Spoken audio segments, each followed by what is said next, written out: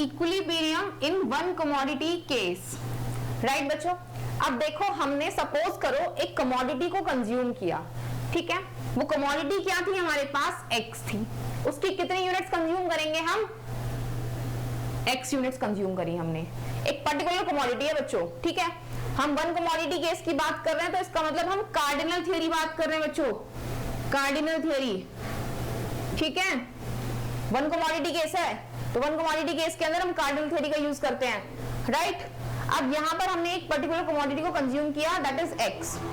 अब इस एक्स से जो यूटिलिटी हमें मिलेगी बच्चों, टोटल यूटिलिटी क्या मिलेगी हमें, दैट इज यू, ठीक है, इन टर्म्स ऑफ एक्स, क्योंकि हमने एक्स कमोडिटी को कंज्यूम किया था ना, तो टोटल यूटिलिटी जो मिलेगी वो हमें किसके टर्म्स में मिलेगी, एक्स के टर्म्स में मिलेगी, राइट बच्चों। लेकिन अब देखो, अब जब हमने ये यूनिट जो कंज्यूम करी, इस यूनिट को कंज्यूम करने के लिए कुछ पेमेंट करी होगी, ठीक है। अब जो पेमेंट करेंगे हम, वो कितनी करेंगे, दैट टोटल एक्सपेंडिचर होगा वो हमारा on the commodity of x, right बच्चों। अब सपोज करो कि हमने एक्स यूनिट जो थी वो गुड एक्स की खरीदी, ठीक है। अब उस गुड का जो प्राइस था वो पी एक्स था, राइट बच्चों। तो टोटल एक्सपेंडिचर कितना हो गया हमारे पास, पी एक्स इंटू एक्स हो गया ना, राइट। तो इतना एक्सपेंडिचर हमने इस गुड के ऊपर कर दिया, राइट। अब हमें क्या निकालना है बच्चों, देखो हमें निकालनी है नेट यूटिलिटी।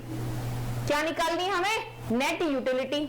अब देखो बच्चों, यहाँ पर दो अजम्पशन थी, वो दो अजम्पशन ये होती थी कि जो गुड होती है, यहाँ पर जो कमोडिटी होती है, उसकी जो मार्जिनल यूटिलिटी होती है वो कैसी होती है, डिमिनिशिंग होती है, राइट बच्चों, डिमिनिशिंग होती है ना, marginal utility of good x is diminishing.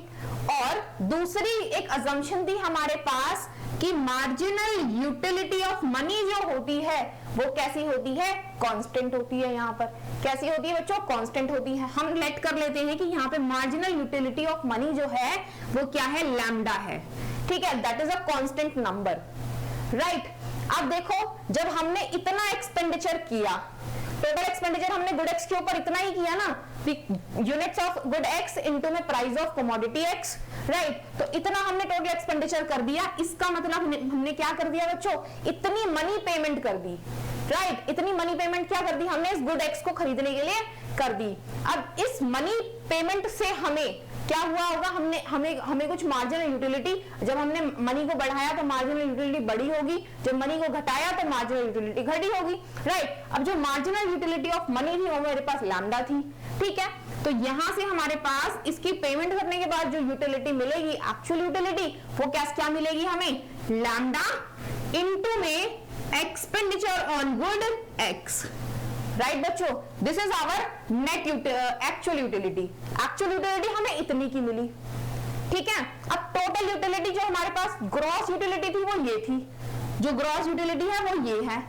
अगर हमें नेट यूटिलिटी निकालनी है तो नेट यूटिलिटी बच्चों कैसे निकालेंगे हम, the net utility is equal to our total यानी कि gross utility minus our actual utility, ठीक है, माइनस एक्चुअल यूटिलिटी, ठीक है बच्चों। ये समझ आ रहा है फॉर्मूला किस तरीके से बना, that net utility is equal to the gross minus the actual, ठीक है, कि हमें नेट यूटिलिटी क्या मिलेगी, ग्रॉस माइनस एक्चुअल यूटिलिटी, ठीक है। अब यहां पर इसको डिफरेंशिएट करते हैं with respect to good x, क्योंकि गुड कौन सी कंज्यूम कर रहे हैं, एक्स कंज्यूम कर रहे हैं। तो ये आएगी हमारे पास del N U X upon में del x is equal to del you in terms of x upon में डेल एक्स माइनस ये हमारे पास 1 बन जाएगा lambda times of P x,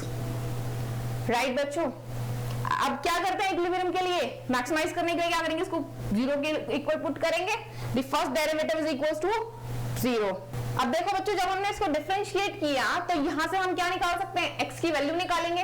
तो x की जो वैल्यू हमारे पास आएगी, that x star is equal to x in terms of lambda and price of good x, in terms of lambda and price of good x, ठीक है। This is our equilibrium value of the good x। समझ आया बच्चों, ये क्या है हमारे पास, equilibrium value of good x आया है, राइट।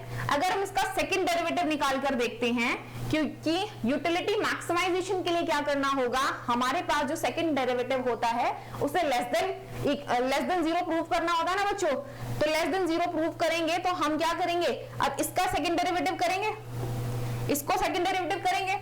तो यहाँ पे सेकंड डेरिवेटिव करते हैं, देखो बच्चों, del square N U upon में del X square is equal to del square U in terms of x upon में डेल एक्स स्क्वायर माइनस ये 0 बन गया, -0। ठीक है, अब ये जो टर्म आएगी ना बच्चों, ये नेगेटिव में आएगी, तभी तो हम अपने यूटिलिटी को क्या कर पाएंगे, मैक्सिमाइज प्रूव कर पाएंगे। जब हमारे पास double derivative of the net utility क्या आएगा, नेगेटिव आएगा। So that our net utility is lesser than 0। Right बच्चों, समझ आया। अब इस नेट यूटिलिटी का 0 होने का मतलब ये है कि हमारे पास जो मार्जिनल यूटिलिटी, क्योंकि ये क्या रहा, ये मार्जिनल यूटिलिटी तो आया था, ये तो हमारे पास ग्रॉस यूटिलिटी थी। अब ग्रॉस यूटिलिटी को डिफरेंशिएट किया तो मार्जिनल यूटिलिटी आ गई, जब मार्जिनल यूटिलिटी को डिफरेंशिएट किया तो वो लेस देन 0 आ गई। ठीक है बच्चों, ये एक नेगेटिव नंबर आया है तो हमारे पास ये ओवरऑल एक नेगेटिव नंबर हो गया। तो इसका मतलब क्या हुआ कि जो हमारे पास गुड एक्स थी, वो गुड एक्स कैसी है, उसकी जो मार्जिनल यूटिलिटी है वो कैसी है, डिमिनिशिंग है, क्योंकि यहाँ पर हमने मार्जिनल यूटिलिटी को डिफरेंशिएट किया है बच्चों। ठीक है, तो इसकी मार्जिनल यूटिलिटी कैसी आई है, नेगेटिव आई है। अब नेक्स्ट बात कर लेते हैं हम इसके ड्रामेटिकल रिप्रेजेंटेशन की। ठीक है, देखो हम डायग्राम बनाते हैं। डायग्राम देखो हम किस तरीके से बनाएंगे। यहाँ पर नेट यूटिलिटी जो थी हमारे पास इन टर्म्स ऑफ एक्स, वो क्या थी, the gross utility in terms of x minus lambda into P x into x. ठीक है, ये हमारे पास नेट यूटिलिटी आई थी। जब हमने इसका फर्स्ट डिफरेंशिएशन किया तो एन यू डेल अपॉन में in terms of x del x is equal to, ये हमारे पास आ गया, ये क्या आएगा, del you in terms of x upon में डेल एक्स। राइट बच्चों, ये 1 बन गया, बचा लैम्डा इंटू पी एक्स। ठीक है, अब देखो ये हमारे पास टोटल एक्सपेंडिचर था। टोटल एक्सपेंडिचर को विद रिस्पेक्ट टू एक्स हमने डिफरेंशिएट किया तो हमारे पास ये जो आएगा, एक्सपेंडिचर क्या थी हमारी, मनी थी, तो ये आएगी हमारे पास marginal utility of money. Right बच्चों, और जो ये टोटल यूटिलिटी थी, अगर इसको हमने ये हमारे पास टोटल यूटिलिटी थी, इसको डिफरेंशिएट करके ये आया। अब हम अपनी टोटल यूटिलिटी को डिफरेंशिएट करेंगे विद रिस्पेक्ट टू एक्स, तो आएगी हमारे पास marginal utility of good x.